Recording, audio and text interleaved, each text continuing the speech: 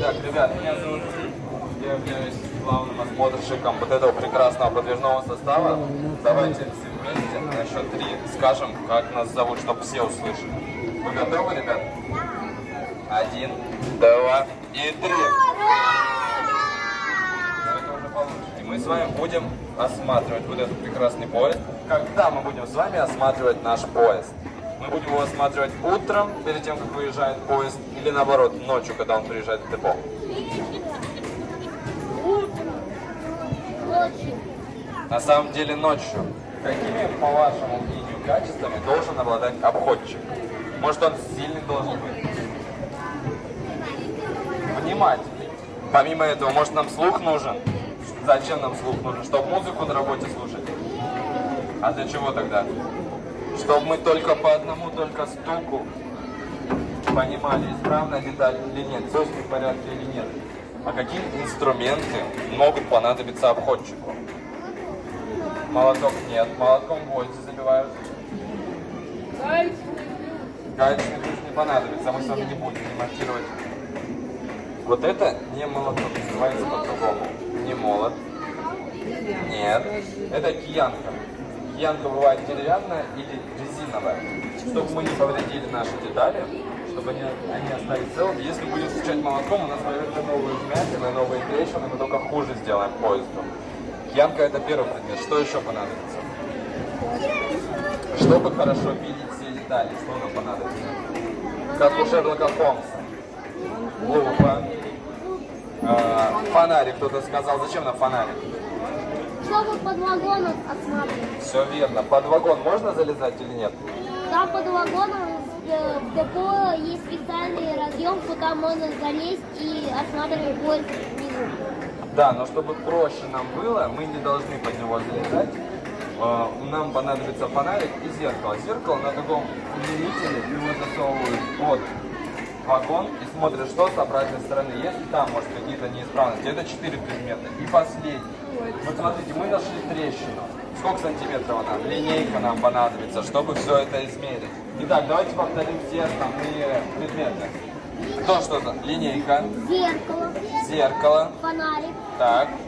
Киянка. Киянка и последнее. Лупа, все верно. Сколько всего колесных пар у одного вагона? Вот одна, вот вторая. И с обратной стороны. Итого 4. Самая длинная часть, которая у нас есть, вот она вот такая вот, похожа на усы. Называется рама телеги. Амортизатор. Вот один. Вот второй амортизатор. Давайте повторим. Амортизатор. Не ароматизатор, а амортизатор. Амортизаторы отвечают за смещение поездки. Затем у нас идут такие вот круглые детали. Вот одна, вот вторая, называются буксы. Они отвечают за торможение. Буксы проверяют на температуру, то есть трогают ладошкой. Давайте поднимем наши ладошки обратной стороной. Мы ее будем проверять таким вот способом. Сейчас ничего делать не надо.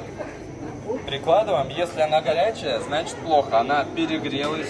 Нужно добавить смазки, чтобы она так не терлась. И если она холодная, то значит все в порядке с ней. Между амортизаторами подушка кузова. Подушка кузова отвечает за баланс. Вот у нас вагон. Когда сюда зашло много людей, все люди остались на одной половинке, на другой никого. Эта подушка выравнивает вагон, чтобы он не наклонялся в одну сторону. Дальше у нас идут резьбовые соединения. Резьбовые соединения уже проверяют на твердость, то есть простукивают. Если что-то отпало, это хорошо или плохо? Если мы погнули что-то, помяли, это хорошо? Буксовая пружина. Пружину проверяют таким вот способом. Если она звонкая, то это хорошо. Раму телеги, амортизаторы, подушку кузова проверяют глазами на наличие трещин, сколов, царапин.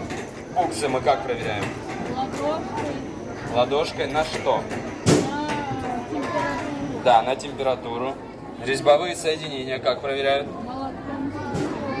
Так. Буксовую пружину как проверяют? На звонкость. Хорошо, сейчас у нас будет с вами небольшой экзамен.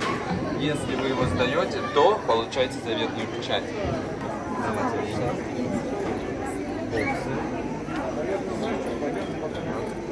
быть с этим.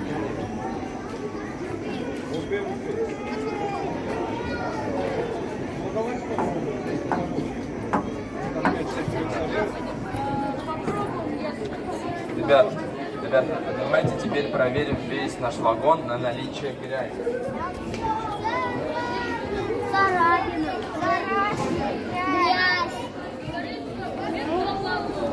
Царапина. Так, ребят, как вы считаете, можно ли такой вагон людям? Что нужно с ним сделать? Металлолом. Ну не металлолом. Что, первоочередно?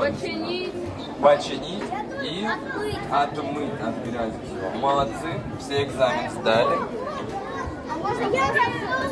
Мне повезло, что я был последний. Давайте все друг за другом станем. Друг за другом.